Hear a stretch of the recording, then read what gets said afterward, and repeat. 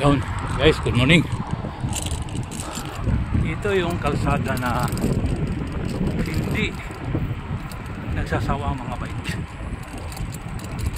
Bukod sa walang pollution, walang gaanong sasakyan dumadaan, safety pa.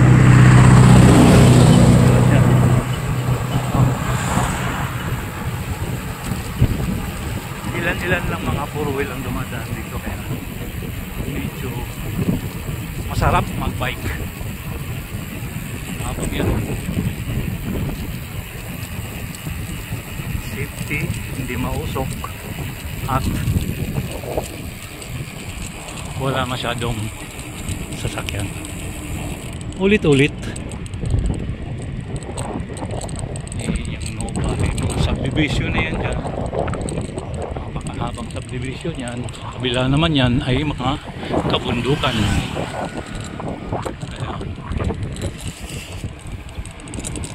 Yung mga nagtitinda ditong mga taho at iba pa, may voluntaryo. Ito may puto.